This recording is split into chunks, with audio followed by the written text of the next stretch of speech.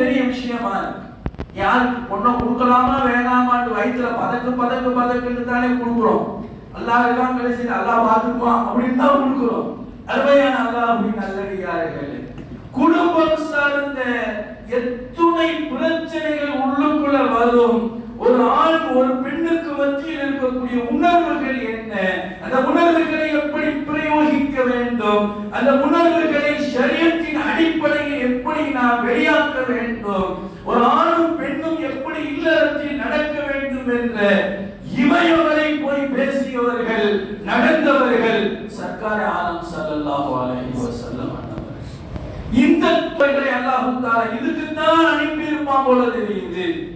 நம்ம எல்லாம் ஒரு மனைவியை கட்டி அவர்களுக்கு நல்ல பேர் வாங்குறது சும்மா இருக்க, உங்களுக்கு ஏதாவது தெரியுதா அப்படின்றாங்க சமயத்துல. நீ எதுவும் வாய போடுறாங்க எல்லாம் பேசாம இருங்க அப்படின்னு சொல்லிடுறாங்க. அருமையானவர்களே, எவ்வளவு பெரிய மனுஷன் இருந்தாலும் சும்மா இருக்க, உங்களுக்கு விளங்கவே மாட்டேங்குது, என்ன சொன்னாலும் உங்களுக்கு மண்டையில் ஏற மாட்டேங்குதுன்னு சொல்லிடலாம்.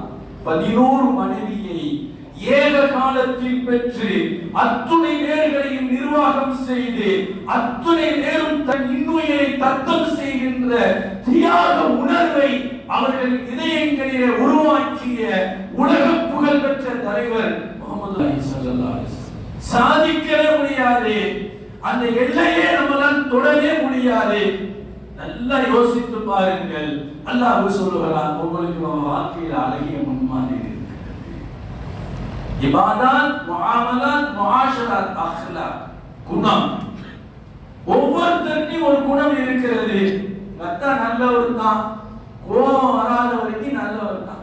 கோபம் வந்துட்டு அந்த மாதிரி ஒரு மோசமான ஆள் இல்லை அப்படி தகவலை பத்தி மாயந்த ஸ்டேட்மெண்ட் சொல்ல பொண்டாட்டி சொல்ற புருஷன் நல்லா இருக்கான், வேற பொம்பளை கண்ணுல படாம இருக்க அல்லாஹ் காப்பாத்தணும் அப்படி. ஒவ்வொருத்தருக்கையும் ஒரு வீக்னஸையும் ஒரு தாக்கத்தையும் அல்லாஹ் தந்திருக்கிறார். முஹம்மது ரசூலுல்லாஹி ஸல்லல்லாஹு அலைஹி வஸல்லம் ஒட்டுமொத்த குணங்களையாக பெற்ற முழுமதியாக திகழ்ந்தார். ஹஜ்ரத் சொன்னாங்க, அல்லாஹ் அவர்களின் குணத்தை பாராட்டினார்.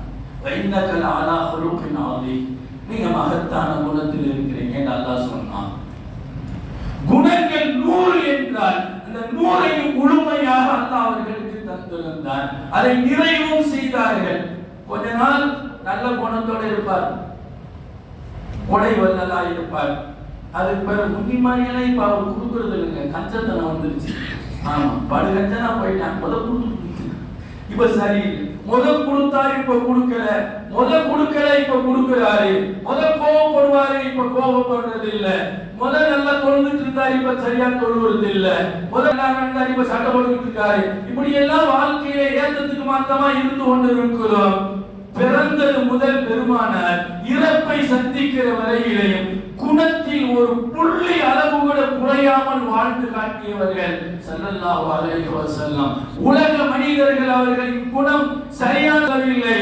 அல்லாஹ்வே சொல்கிறான், இன்னக லஅலா ஹுலுகின் அதீம். பேர்பட்ட இது சம்பந்தமா அப்படியே பேசிட்டு போலாம். என் தலைப்புக்குள்ள நான் போகணுமா இல்லையா? சங்கையான அல்லாஹ்வின் நல்லடியார்களே, இப்படி உலகத்தில் வாழுகின்ற அத்துணை மனிதர்களின் வாழ்வு சம்பந்தப்பட்ட அவங்க எத்துறையில் இருக்கிறார்கள் அந்த துறைக்கு போதுமான தெளிவான அழகான உயர்வான முழுமையான விளக்கத்தை சொன்னதோடு இல்லாமல் செயல் ரூபத்தில் வடித்து காட்டியவர்கள் அந்த வியாபாரத்தை பத்தி என்ன சொல்றாங்க, குர்ஆன் என்ன சொல்லுது, நாம் எப்படி வியாபாரம் செய்கிறோம்? என்ன பெருமானாருடைய புகழை பத்தியே சொல்லிட்டு போறது இல்லை, அவங்க தான் புகழ்ல உயர்ந்துட்டாங்க. அல்லாஹ் சொன்னா வரஃபஅனா லக திக்ரக், நாம் உங்களுடைய புகழை உயர்த்தி வச்சுட்டோம்னு சொல்றாங்க. நம்ம போய் நிமித்தம் கிடையாது, நம்ம போய் நம்ம சொன்னாதான் பெருமானாருக்கு புகழ் வரும்னு இல்லை.